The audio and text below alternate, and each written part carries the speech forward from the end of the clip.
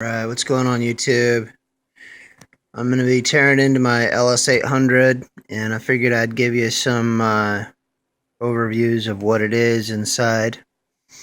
So if I remember right, this is a 1.2 gigahertz processor, and oops, some of the upgrades that I've done to it. And that right there is where the hard drive goes, which I've got on order at eBay. This is a ZIF to m.2 adapter, and that's a ZIF connector right there. I don't remember what the price was. I ordered it a couple years back. Little temperature sensor here. Looks like we got the processor. No idea which one it is. And then you got your, oh, there it is. There's a processor. Upside down and all the fuzzes from cleaning it. And then I took out the Bluetooth module. I took out the Wi-Fi module. I might put them back in. I don't know.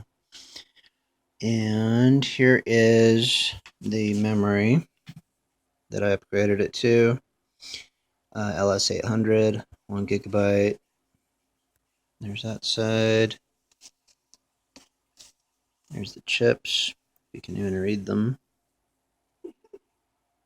Not so much. Oh well. Okay, so that's it. Focus. There we go. Any other updates? Make sure to change out your CMOS battery. And yeah, that's about it. The m.2 card that I ordered actually has, so you've got that slot there. The m.2 card I ordered has another slot over here. I guess there's a M channel and a B channel. And it should fit just fine. If I have any problems, I'll post another update to it. But yeah, I'm going to put Linux on here, probably Ubuntu. And there you go. All right, talk to you later.